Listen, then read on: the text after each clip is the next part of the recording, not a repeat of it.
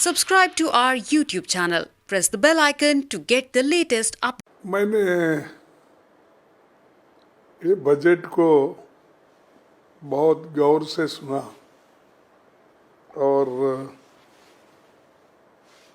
इस बजट में खासकर गरीबों के लिए,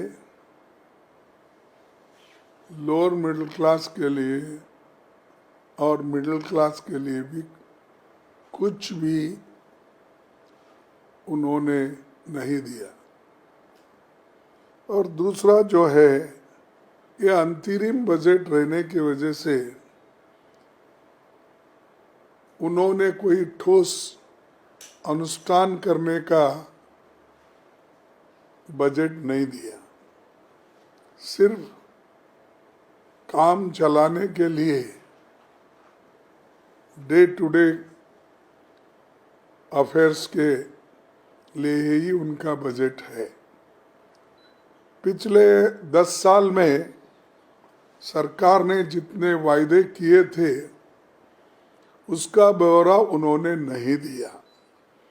उसमें कितने पूरे हो गए और कितने बाकी है, और बजट में उन वायदों का क्यों नहीं जिक्र किया। आप तो कहते हैं हमने बहुत कुछ किया, तो आप कंपैरेटिव स्टेटमेंट देना चाहिए कि ये 10 साल में हमने ये वायदे किए थे और ये निभाए, लेकिन वो उन्होंने कभी नहीं दिया। वो हमेशा 2014 की ही बात करते, 14 से पहले क्या था, क्योंकि ऐसा उनको महसूस होता है कि 2014 में ही देश को आज़ादी मिली है और मोदी जी आने के बाद ही देश डेमोक्रेसी को देख रहा है और प्रधानमंत्री बने हैं। नहीं तो बाकी पहले प्रधानमंत्री कोई नहीं थे या यहाँ पर लोकतंत्र भी नहीं था।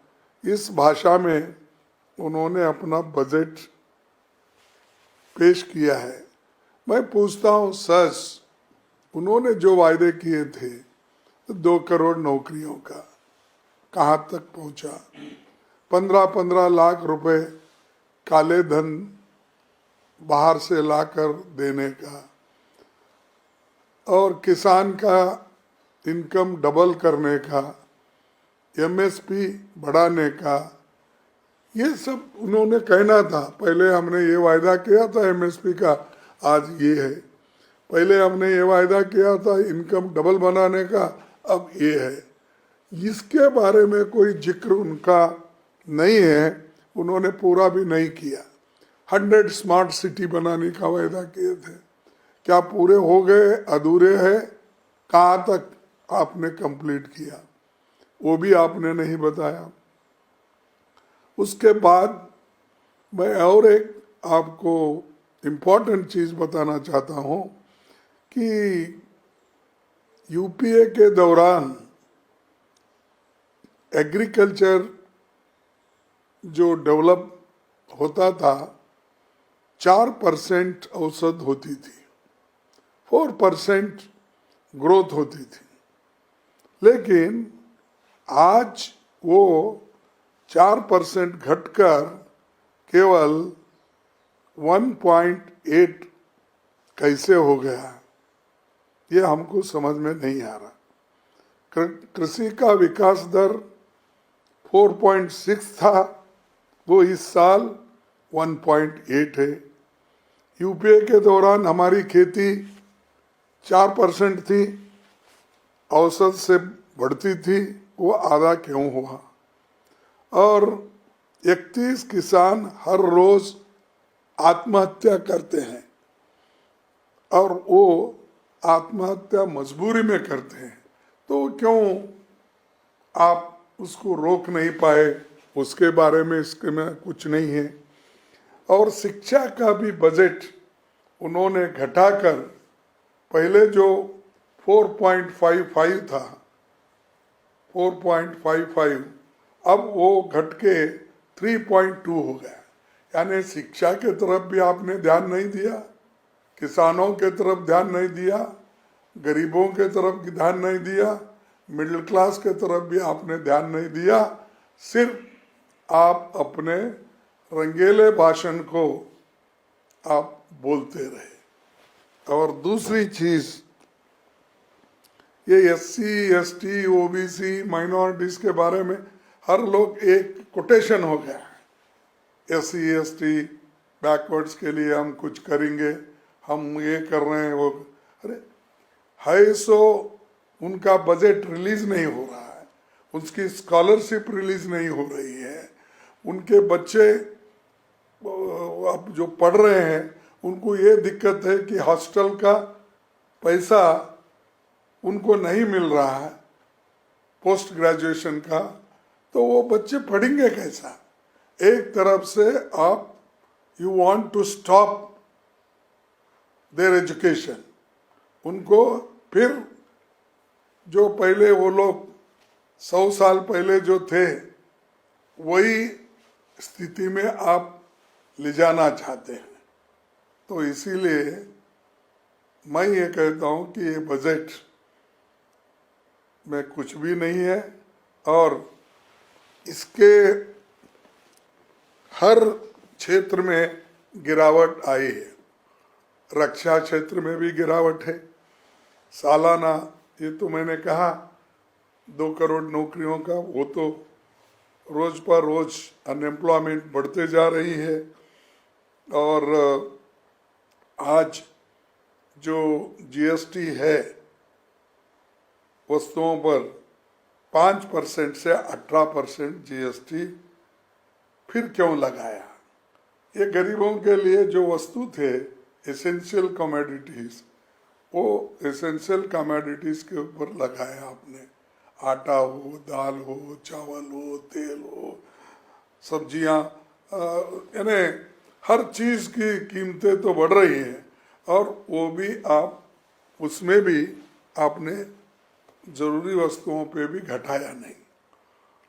और तीसरी चीज, आम आदमी का इनकम कहाँ बढ़ा?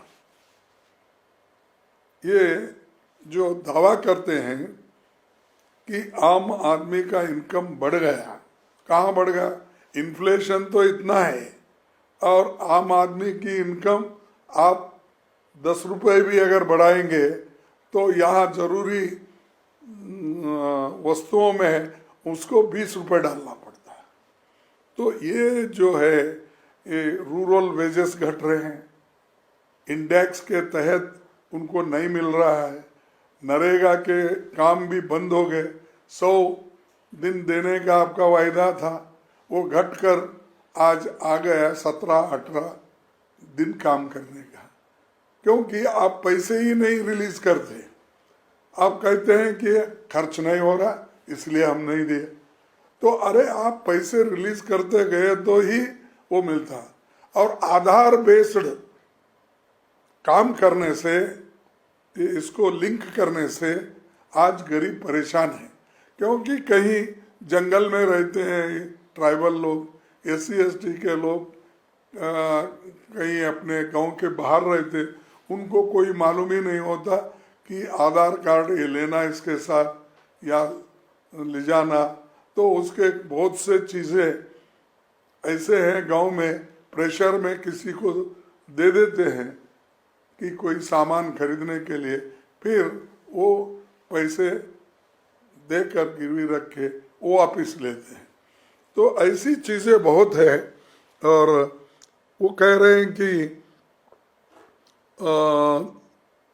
10 साल UPA का, 10 साल जो है NDA का कंपैरेटिव वाइट पेपर वो देना चाहते हैं। अरे वाइट पेपर क्या, हमारे सवाल के जवाब दो ना। 2 करोड़ नौकरियों का, किसानों का, अनएम्प्लॉयमेंट का, इन्फ्लेशन का, यही तुम्हारे आपका मालूम होता है।